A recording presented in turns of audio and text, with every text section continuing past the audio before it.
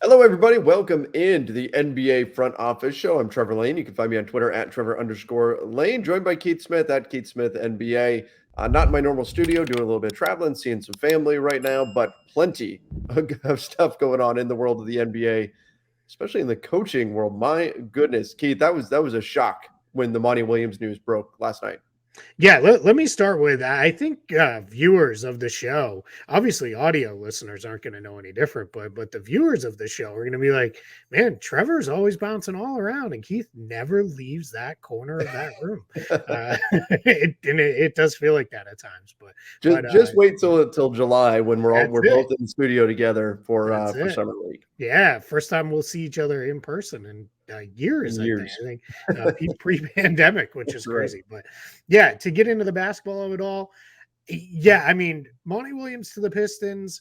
That part was not too much of a shock, right? We kind of heard that bubbling over the last couple of days. I think Mark Stein was the first one who was really on it, of like they haven't given up hope yet on Monty Williams, and then we hear, yeah, it looks like it's happening. And then it was, he's going to make $70 million, then 72. And then I think the latest was 78.5 guaranteed up to $100 million. Dr. Evil. So that turns into like, that's crazy. I tweeted about it this morning at the $78.5 million. That would make him the 104th highest paid player in the league. It would be 103. But 103rd is Anthony Edwards at 13.5 million. Wendell Carter is 104th at 13.05 million. So 13.08 Wow. average annual value for Monty Williams. So that is a boatload of money that the Pistons are giving him. Well, and so the news that we talked about this the other day on the show was that Monty Williams had said no, that he wasn't Yeah. going to join the Pistons. That's what happened, but the Pistons said, well, hey, we're going to come strong with this offer anyway, and we're going to see if we can talk you into it. Remember, Monty Williams, I think his plan was, I'm going to take a year off after getting let go by the Phoenix Suns. I understand why he didn't turn this down. He is now the highest paid head coach in the NBA. In addition to this being a 6-year deal, Keith, that's not normally what head coaches are. We're talking 4 years, maybe 5 for like the top tier guys. A 6-year deal for Monty Williams. And then on top of that, I was saying to some of our Lakers Nation staff, saying what's going to happen is this is his agent letting this out. It's a 6-year deal, but really the last year is a team option, and it's incentives to get to 70 million. There's no way it's really 70 million. No, now we're hearing the incentives take it up to 100 million. Like, Keith, I think this is the kind of deal that if you're Monty Williams, not only do you have to accept, but you're accepting this for all the other coaches around the NBA, because this changes the entire coaching market. Coaches weren't getting deals like this. No. This changes everything for coaches moving forward here in the NBA. Absolutely. I've got a couple thoughts. My first is, I think Pistons owner Tom Gores, who apparently was the one who pushed for this, I'm guessing he sat down and was like, make him an offer he can't refuse. Right. And that's just kind of how it went down. Right. It had to have been like, because I mean, was it like, how about, 40 million? How about 50? How about 60? Oh, okay, 80. All right. How about we couldn't even make it 100? Right. And that's like, Right. it's just, bonkers. But yeah, to put this in perspective, the highest paid coach, and coach salaries are a little tricky to track down. Yeah. And sometimes they're not always the most accurate. But the highest paid coach that we know of was Greg Popovich. Now, the funny thing is he's working now without a contract for next year, but he's wrapping up, and that one's probably just a matter of, yeah, we'll do it when we do it and we'll figure it out. But was about $11 million a year. And that's obviously earned over 2+ decades of success. Then after that, you get down into coaches that were making like $7, $8, $9 million. And there's a pretty big group in that window. Now you've got Monty Williams, highest paid coach. And this is no knock on Monty Williams, because I think he probably will do a nice job coaching this team. But my guess is like, or not my guess, my concern is like, this dude's not like, hasn't won like multiple titles. Like if this was like the Detroit Pistons lured Eric Spoelstra away at $13 million a year from Miami Heat, I'd be like, all right, totally get it, right? Like that totally makes sense. But yeah, man, that's just that number is just, it's bonkers to be at, that much money. Did Nick Nurse put pen to paper yet with the 76ers? Right. He may want to renegotiate whatever that deal is. I don't recall. I don't even know if it was released. I don't think it has been. No. I mean, Like this changes a lot. And then this took me to, how do the Suns feel right now? Like, this is the guy they just released that a few weeks later becomes the highest paid head coach in the league. That suggests that he's this amazing head coach, that he's fantastic. And again, you mentioned that maybe that's a question mark, but if you're the Suns, you just let this guy go and he instantly got snatched up as though he is a superstar head coach. Are you looking at this and just saying the Pistons are idiots, I don't know what they're doing? Or are you second guessing a little bit and thinking, did we just make a mistake? Yeah, my guess is they're probably, hey, we're ready. We were ready to move on from this anyway. Let's go that direction. So I'm thinking this is a situation where it becomes a yeah, we're good, right? We're in a spot where it is how do I put this? It's like we're good with our decision, and if nothing else, Matt Ishbia is now happy because very, very likely he doesn't have to pay Monty Williams anything now, because it was believed he had 2 or 3 fully guaranteed years left on his contract, and now he's not going to have to pay him anything at all, because almost always in these situations when you take a job like this, it turns into a offset of, if you were making 7 million, new team pays you 5, you get 5 from the new team, 2 from your old team. If you made 7, you get none, you make more. It's not, obviously you don't give any money back to them, but obviously he's making more than he was making before. But yeah, I do wonder if there's at all, though, to your point, there could be some second guessing of like, wait, did we miss something here? It's almost like, right, when all of a sudden a player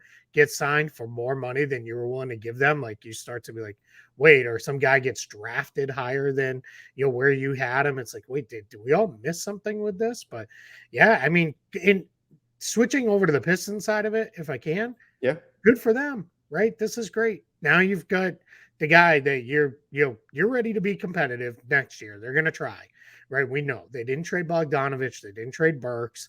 That was with eyes on, let's try to be a good team next season. So I think we're in a spot where it is, hey, let's try to push this forward and try to win if we can. Yeah, and look, they're committing to him long term. So he's obviously, and you're going to get Cade Cunningham back. You're going to have an opportunity to really build this out the right way around Monty Williams and this core of young players. You're going to have the number 5 pick in the draft. On the Suns thing, I do wonder if it is a little bit of it's kind of like in a fantasy draft where you're considering doing something and you wind up going the other way, and then the next guy picks the guy that you are going to take and does it with like 0 time off the clock, just does it instantly, and then you're kind of like, oh shoot, did I just blow that? I wonder if that's how they're going to ultimately feel. But for the Pistons side, this is a strong commitment to Monty Williams moving forward. And I do wonder how much of this is fallout from the draft lottery. Like, do they have to pay Monty Williams this if they get the number 1 pick? Yeah, that's a good question. Right? Yeah, I mean, it's a more attractive job, right? For sure. Right. If you have the number 1 pick, you probably could have taken a little bit less, but that's interesting. I haven't really thought too much about that part. That's a really good question.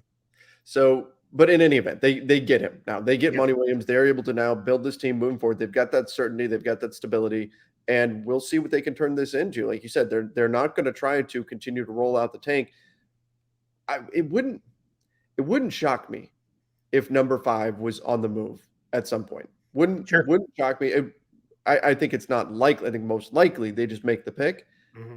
But they're a team that I'm looking at that I think, and there's a number of teams in this draft, but they're one of the teams I'm looking at that I'm thinking if they really want to make that push, they may listen to some offers for number 5. Yeah, I'm with you on that. I project them to have a bunch of cap space too, so I think we could be in position to see it go down that way as well. Yeah, you move 5 and something with your cap space, bring in a guy to add to that group and try to push it forward right away. Yeah, I think too they're in a fun spot because they've got a pretty flexible roster, not just in terms of salaries, but like Cade Cunningham, you can either play him as your primary on-ball creator, you could move him into a secondary creator role. He's got enough size; he can play the 1, 2, or 3 positions and probably should be able to hold his own defensively. Jaden Ivey can play either the 1 or the 2. He because the team was such a mess, got a ton of valuable on-ball reps. You've got all those bigs that they're going to cycle through and sort through over the next year or so and figure that out. So yeah, I think we're in a really fun spot with this Pistons team. And they've got Bojan Bogdanovic, who's going to be an attractive trade option on the market. Again, if they decide, they might just decide to keep him. But Yeah. the contract they signed him to means that he is still a very enticing trade chip out there on the market this summer. Yeah, and we've talked about it before. Yeah, he's older, but he's not slowing down. He's still really good as either a primary scorer, which he was most of his time with the Pistons, or ideally probably be like your third option on a really good team, but can still shoot, can still score off the dribble, can still do all the things you want him to do. There's a lot of nice pieces there, and I'm guessing. All right, we start talking $70 million, $80 million, and some nice pieces on the roster. Monty Williams probably started to say, all right, Detroit doesn't sound so bad. Let's make it happen. Absolutely. Absolutely. And just to put a bow on it, if I'm Detroit, if I get the right offer, I'm moving Bojan Bogdanovic. He's 34. His value is not going to get higher. I like him a lot, but I mean, he's not part of your long-term future. And that's what you're going to be building now with Monty. I'd cash in the asset right now if I can.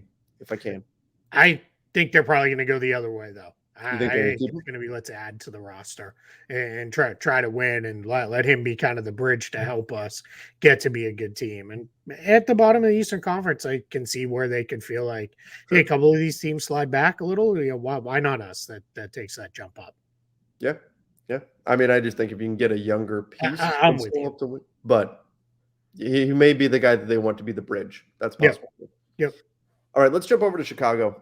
The Bulls talking extension with Nikola Vucevic. Should they extend Vucevic? I mean, obviously, it's never good to let a guy just go. And their cap sheet is, I mean, we don't know what's going to happen with Lonzo. There's a rumor out there that they think Lonzo is done. There's no certainty in that at all. And hopefully he comes back, but we know he's out for next season. But is an extension with Nikola Vucevic the right move for the Chicago Bulls? Obviously, you've got Zach LaVine eating up the bulk of their cap space, but then you have DeMar DeRozan. His deal expires after this year. Do you want to commit long-term to Vucevic, knowing that DeRozan might not be part of your future after this season? Yeah, I think the challenge here becomes what kind of extension are we talking about? Anything that's more than 2 years in length, I'm probably not overly interested in unless it gets really silly. If it's, turns into, $10 million a year, then then I'm all over it. But if I can get him for, 2 years, even 2 years at 20-ish million a piece, I don't have a huge issue with that. I know there are Bulls fans that are like, for the love of God, would you just lean into rebuilding, let him go, move DeRozan in a nice trade? I think most of them are content. Let's keep Zach LaVine, but let's just move into a rebuild.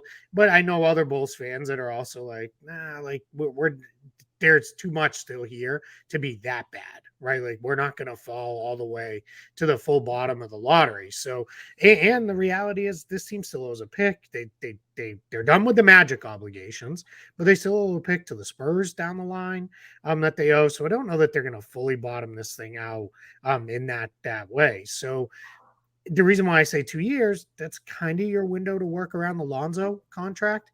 Now, if we're a year from now and Lonzo hasn't played, I think the Bulls need to, look, they'll probably start pushing like, all right, this is done. We want the long-term injury exclusion.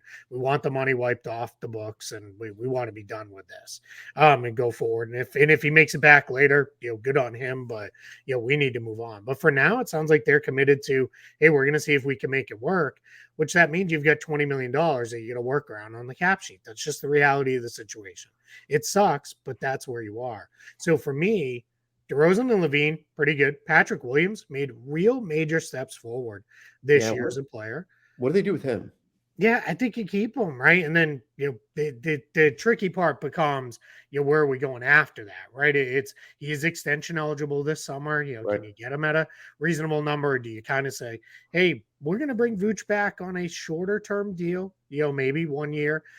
If you wanted to really overpay him for a year, just to say, hey, we can only give you a year, and the second year is either team option or partial or non-guaranteed or whatever, which is becoming a more and more popular strategy with older players, then I think maybe you let Williams play it out, see where it's at, and then go. But, I don't know that I'd feel super uncomfortable with giving him like a DeAndre Hunter-ish extension.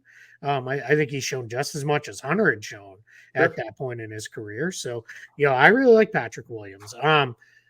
So you start looking at it, it's like, yeah, I kind of like these pieces, right? There's enough guys here that I feel kind of good about this. So then what that turns into is, all right, well, we're really going to roll forward with Andre Drummond as our 5, like, and that's it. Like, he's fine as a backup, right? Really good as a backup 5, but like, is that what we want to do? So I get it why they're talking extension. For me, I wouldn't do more than 2 years. I think that's too much. Whether they do one of those extensions that gets done before July 1st, or or it turns into a re-signing. Either way, I'm going to stick to, give me a deal that is, maybe 45 to 50 million guaranteed. And if it's 2 years, fine. If it's like 3 years and the last year is partially guaranteed or non-guaranteed, or however you do that, but 45 to 50 million guaranteed over a couple of seasons, I think that's perfectly fine as you try to figure things out, with what you got to work around. Yeah, I like targeting 2 years too, because then you're taking Alex Caruso's deal and you're tying Vucevic to that. When that comes off the books, you'll have Vucevic coming off the books as well. Then you've got Lonzo's deal would fall off as well at that point. So you could put yourself in a situation where you can truly revamp things in that offseason. Now we'll see what else they do. I mean, you give Patrick Williams an extension, that's obviously going to cut into that, assuming that's, say a 4-year deal. But it puts them into a position where you can really wipe the slate clean in a couple of seasons and go for it at that point. But yeah, I think that a 2-year extension would be good. What they don't want to do is let him walk away for nothing. At the very least, try to get a sign and trade. But I think the preference should be to extend him within reason. You just got to be careful, especially with these older bigs who can fall off pretty quick. You got to be careful that you don't wind up with a bad contract. And I think you're right. I think a 2-year deal puts you in range there to make sure that you're still getting a guy who's going to contribute on the floor for you, potentially be a trade asset in the future, not going to be a negative value player, depending again on what you extend him for. And then you put yourself in position to kind of revamp things in a couple of seasons. Yeah, that's exactly it. That's it. Anytime you were talking a year or two, that's quick enough. And again, I think then now you're tied to Lonzo's deal, that gets you through. Because I know he's got a player option. It would be shocking at this point if he declined that, just given everything he's gone through over the last year plus. So I think we're in a spot where, that kind of ties you to where then things get clean after that. Right after that, it's Levine and an extended Patrick Williams maybe, and then whatever else you've kind of done throughout the process. So that's where you should be in pretty good shape. So yeah, I do 2 more years, kind of run it back, keep him on a number where he's tradable if you want to get out of it, and 20, 25 million, that's fine. I think people get so down on Vooch, and like, he's a walking double-double. Like, that has value. Like, right. The guy, he's not a great defender. No, he's not somebody who can build an entire defense and have him anchored. He's not Rudy Gobert. I get that part of it. But, like, he's still efficient scorer, hits outside shots, can score inside, better passer than he ever gets credit for, and an outstanding rebounder. So, yeah, it's one of those things where I think, people act like he's a mid-level version of center, and he's not. Like, he's still a very viable, good starting center in this league. But what you mentioned is why. Because he's not that traditional rim protecting center. And that's what people think of when they think of centers. They think of, hey, I need a guy who's going to block a bunch of shots at the rim, who's going to grab all the rebounds for us, and is going to do all the dirty work. And that's not really what he does. He's got this offensive game. It's like a running back who isn't great running between the tackles, but is great catching the ball. You're still going to catch flack because they don't do what you expect the running back to do, right? So that's part of it. And that's not necessarily on Vucevic. That's not on the Bulls. That's part of it is just our perception of what a player is supposed to be and what they're supposed to do, and not sometimes recognizing it when players do things that are outside that box. Yeah, that's exactly it. Yeah, and it's funny, though, because don't you find you get a guy that's what they do is they rim protect, and they're a threat around, lob threat around the basket area. And then immediately people are like, man, but we need a stretch 5 who can step out and hit it. Right? It's like, there's one Joel Embiid, right? Like, who can do, kind of all those things at the center position. And then everybody else, you got to kind of pick and choose what skill you want. All right, let's talk about another center who wants an extension. That's Jonas Valanciunas. This is a lot trickier, I think, when I'm looking at the Pelicans cap sheet. can they do this? Can they give him an extension? I mean, I guess the answer is yes, they can, right? But should they? I guess is the real question here, because you've got, Brandon Ingram's going to need a new deal in the summer of 2025. You've got Josh Richardson. Are you just letting him walk away? And now we've got Keith. I'm treating the new super taxes, we're calling it, as a hard cap, essentially. I'm thinking teams are not going to want to go past that because it's so punitive. If you do, the Pelicans could be a team if you start stacking up a Valanciunas extension. You bring back Josh Richardson. You've got a decision to make, I guess, potentially with Jackson Hayes. I think he's probably gone. But at some point, you're going to have to pay Trey Murphy, Jose Alvarado. Right? These are, and it's a couple seasons away from that.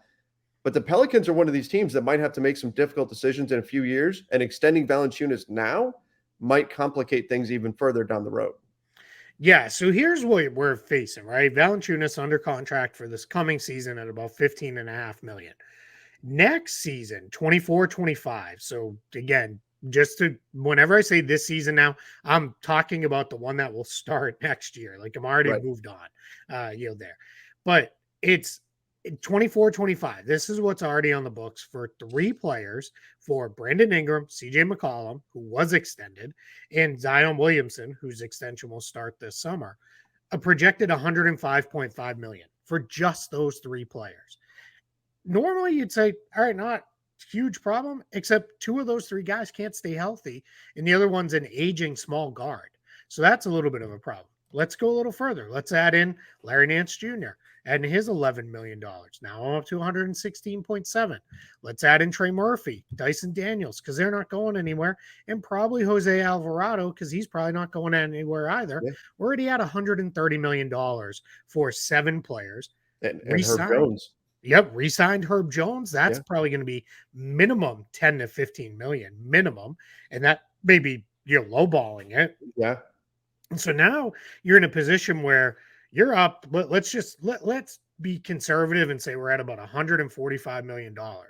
Well, you still have plenty of room to play under the tax, and definitely plenty of room under the super tax with that. But you've got an awful lot of roster spots to fill out.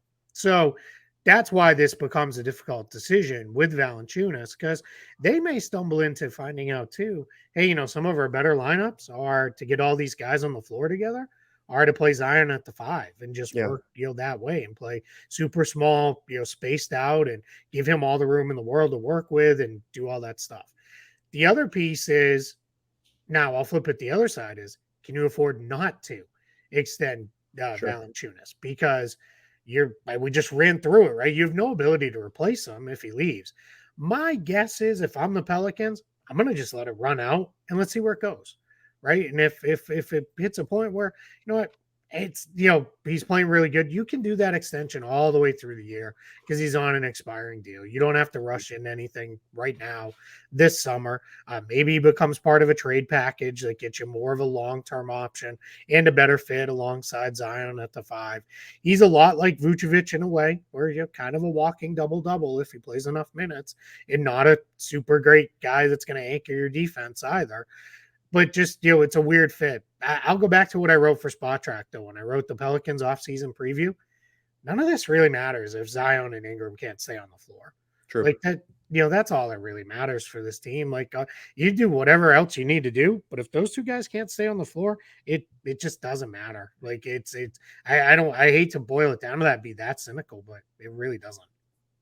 I like Valanciunas a lot. I think he is kind of a throwback. He can occasionally shoot a 3 every now and then, but he's a bit of a throwback in terms of just he wants to get in the paint and do all the kind of dirty work stuff we talked about. Not a big rim protector, but I do like him as a player. I thought they didn't utilize him enough towards the end of the season there, particularly against OKC. I thought they were going to just let him feast in the paint. They kind of did at the beginning of the game and then went away from that.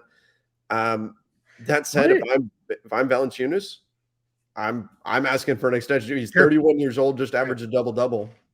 31, and this is year 12 for him. I think we forget how young he came into the league.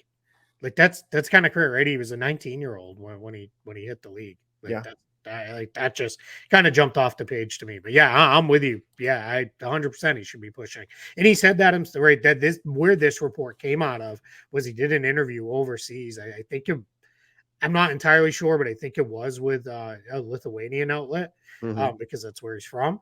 And he did say, yeah, I'm going to ask for an extension. Like I want to get extended this summer with the Pelicans. So, that's where all this is coming out of. All right, let's move over to the aforementioned Oklahoma City Thunder, who are also in an interesting position when we talk about the super tags. Eventually, potentially could be Sure. a little bit. I mean, they've We got got a little while, but they're oh yeah, they've got plenty of time, but they're a team where it makes a ton of sense because the news is that they're going to try to move up in the draft because they have so many picks.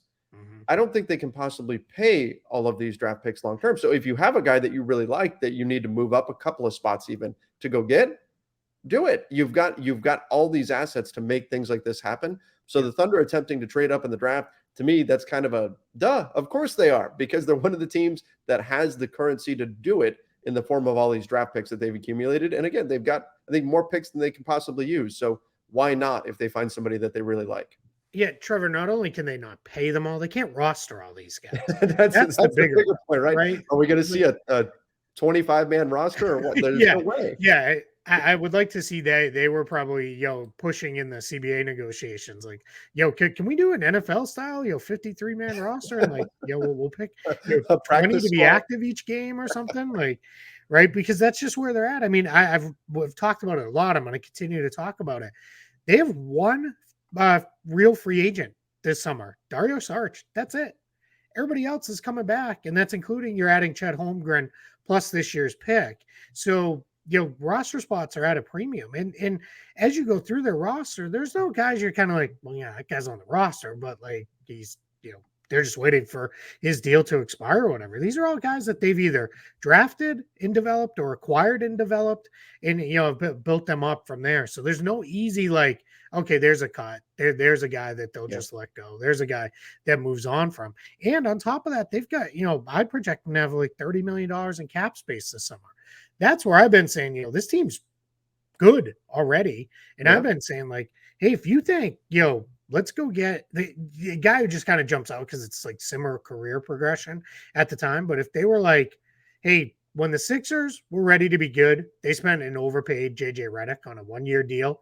Then they subsequently re-signed him to a couple more contracts. But if the Thunder were like, the guy who's really would fit with us and be really good, Harrison Barnes, right? And I just throw that out there because he's like a similar type career as where Redick was. He would fill a need. We can give him 25, 28, $30 million for 1 year because why not? Like it's not going to hurt anything. It's a 1-year deal. Go get him. He fills a need. And then if we really like it, then you know what? Now we get his non-bird rights and we can pay him. Then we can lock into, all right, now we feel like a 3-year deal at $15 million a year is more reasonable. We lock into that and go forward with things like that. There's and that's just one example. If they were like Brooke Lopez could be our guy at the 5, and we feel like Holmgren's more of a 4, and it'd be a great mentor for him. We can pay Brooke Lopez $20 million a year over the next 2-3 seasons because it doesn't really matter because they're still in such great shape, roster and cap flexibility wise. When you only have 1 or 2 roster spots to fill in a ton of cap space, you almost can't screw it up, right? Unless you do something insane, and they're not going to. We know that, so that's just the kind of thing I'm thinking about with the Thunder moving forward. But moving up in the draft, yeah, that makes sense too. Start consolidating stuff together. This is where it bit them a couple years ago, right? They tried to move up to the Alperen Şengün pick, and the Rockets were like, "Nah, we're good." Like, we're not going to get there. But however that played out, I maybe have that slightly wrong. But it was like, we don't want your The pick that became maybe Sengun. they moved the pick that Yeah. they moved the pick that became him. That's what it was. But when they tried to move up at other points, teams were like, I don't want your 15, top 15 protected picks. Like those don't do anything for me. Like, give me your good stuff. Like give me the the good ones you have coming. Like I'm all in on that. And that, went a little different. But they were also able to do things like, hey, we want to move up like 2 or 3 spots to get Jeremiah Robinson Earl in the second round. Here's 2 extra first round or 2 extra second round picks to do so. We want to get involved to move up to get Ousmane Dieng. Here's 3 of those picks. That's what they can do, is almost kind of overwhelm you with volume. It's not always going to be the best volume, but teams will look at it and be like, yeah, I can take that. Especially if you're a team that's sitting there with like, yeah, we kind of owe a pick in the future, and we're a little bit rough on our draft pick situation. Yeah, they can definitely get into a spot where it becomes a way of like, yeah, let's throw all this stuff together and into a deal. This is a totally an aside, but you mentioned him. Harrison Barnes is getting way too much hate out there right now. Anytime he gets brought up, all I see is just negative, negative, negative, because he had a rough stretch at the, it's shocking me. He put up 15 and 5 on 37% shooting from deep, and he's 6'8" and can defend multiple positions. Like, yeah, he's not an all-star. He's not great or anything like that, but I think he's a pretty easy fit on a lot of teams. But people are looking, what he did most recently in the playoffs, and there's a lot of frustration with him over that, which is bizarre. I didn't think that was going to be a thing, but lately it's been anytime he comes up, I get tons of negative comments about him. But yeah, it's weird. I don't get it either, too. And this is a guy who, again, been around forever, but came in so young. He's only 31 years old, just turned 31 like 2 days ago. So happy birthday, Harrison Barnes. But yeah, man. Happy birthday. We'll try not to hate you so much. Yeah, exactly. And I don't think either one of us do. Yeah. Not right. So 15 and 5, but played all 82 games. Stats has a ton of value. 47% from the field, 37% from 3, 85% from the free throw line, and still gets to the free throw line 5 times per game. And this is as the Kings' 3rd, 4th, sometimes 5th option in games, depending on what they were trying to do to get Kevin Huerter and Keegan Murray going. At most, he was their 3rd option behind Fox and Sabonis. Like 100%, somebody should be all over getting Harrison Barnes. Really, really, really good player. Absolutely. All right, let's talk a little bit about the GLeague Ignite. This has been a continuing conversation for us over the life of this show, has been the development of the G League as a true alternative path into the NBA. And now we're seeing this with 2 of the top picks from the 2024 draft. So again, not this year's draft, but next year, Ron Holland, Matas Buzelis signing with GLeague Ignite rather than going the college route, rather than going any other route. This is, I think it's been really cool to just follow the development of the G League over time. And I think it's a great option for players. And we're seeing it now with guys like Jalen Green that are going straight from the G League, getting drafted highly into the NBA. And it's kind of paved the way for guys to do this and presents that alternative to going into the college system, which is great to see. And again, this is even going to further that progression. Yeah, it's the big thing with this is these are just options, right? That didn't exist, as recently as 5 years ago for these players. It's now there's all these options that they can do a lot of different stuff, and Buzelis and Holland are both. Sounds like then it's very early, right? Because we're well over a year out from their draft class. Can change a lot. It can and will, right? But sounds like they're both projected top 3 to 5 picks. Buzelis is, I believe, the top-ranked player by ESPN for the 2024 class. So Holland was the top-ranked college recruit on some college boards. So we're in a spot where there definitely is a lot of interest in this, and this is just 2 guys are going to go in. They're going to do what they always do, right? That GLeague Ignite roster will be half prospects and half kind of fringe NBA guys who've been in the league for a few years, guys who've been fighting around, because that's part of what it is that's where they develop them up. They're also incorporating the GLeague Ignite more and more into more things in the G League, right? They started out as very much just an exhibition team. Yeah. Now they do play in the various G League tournaments and those kind of things. And they do play a pretty full schedule that rivals, even slightly more than what a college schedule would look like. The NBA has put a ton of money into where they train for the G League Ignite and those kind of things. So yeah, just something we wanted to note, because here's 2 more good players going that path. Yep, absolutely. And something we'll continue to keep an eye on. Last thing we've got, we are inching closer to the NBA. It's going to be, the draft is going to be here before we know it. 3 weeks from today. We're into June now. We are just weeks away from the NBA draft, but the NCAA draft withdrawal date has come and gone. So now we are, it's check off one more box, another hurdle to clear to get to that big night of the NBA draft. I guess Keith, we went this whole show. We didn't even mention the NBA Finals start tonight. Mike Malone is going to be furious with us. Yeah, I am excited for these finals. I think they're going to be good. I think people hitting on them are going crazy, but yeah, that'll be fun. But related to the topic at hand here, yesterday, May 31st, was the withdrawal date for NCAA players that had entered as early entry candidates. So in order to go back to school, they had to drop out. Couple notable names that came out of that process that dropped out. Zach Edey, who is the player of the year at Purdue. He's the big guy, 7'4" kid. He's going back to Purdue. So he's probably the single biggest name. But then you had guys like Dylan Mitchell, who is an exciting forward from Texas.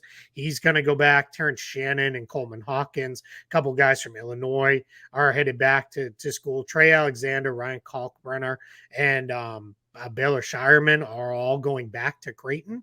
Judah Mintz is a kid out of Syracuse who's going to go back. But a bunch of guys dropped out, heading back to college. Some guys are going to transfer when they go back. Other guys are going to play it out. I forgot Arthur Kaluma is going back to Creighton too. That Creighton team should be absolutely loaded with talent going into next season. But a lot of guys stayed in the draft too, right? Like Brandon Miller is still in the draft. Jordan Hawkins still in the draft. Amani Bates, who was one point in time a major recruit coming in, he's still in the draft. Kason Wallace, Derek Lively. I'm not going to go through all of them. We're going to do a lot more draft stuff later. I know Sean did a video for the channel talking about the draft a little bit already. So that's to come over the next 3 weeks as we, it's that I'm more prepared for this draft than I usually am. And I'm still like 50 players behind that I haven't had a chance to look at fully yet, that I'm going to try to cram in at some point when I discover the 8th day in the week that exists only when you really need it. It's like the rumor requirement in Harry Potter or something. Well, you're still ahead of me right now, so we've got that. But yeah, I'm trying to play catch up at this point. But it's coming. It's going to be an exciting night. And I think that this year's draft, looking at it, again, we'll have plenty of time to discuss it, but I think there could be a number of picks on the move. There's a lot of teams where it makes sense for them to either move up or to move back or to move out of the draft. I mean, I think we're going to be in for a really exciting night on June 22nd, which is going to be a lot of fun. And Keith, you and I are going to go live for that. So yeah, we are, at least for the first round. We'll see where it goes. I'm probably going to make you stay this year into a few picks into the second round, because the Celtics only pick is pick 35. So maybe we'll do the inverse of what we did last year. There we go. Stay a few picks to get the Lakers pick, and those second round picks come so fast and furious anyway. So we'll go live at least for probably, if not the entire first round of all of it, and maybe into the second round, and we'll have a lot of fun, and we'll hope for chaos, because that's what we want at the draft, right? Let's get trade after trade after trade and those kind of things. And I think we're going to see some of that process starting at this draft, because of this whole set of, are we going to get our books in order, right? All these teams with the super tax and all those things coming. But yeah, off season it's here, man. We're in a draft month now. Free agency opens in basically 4 weeks. It'll open up, so we're there. We've got all this stuff, and a couple people asked. We will go through the free agent rankings again. Game coverage is pretty much dried up. That's good.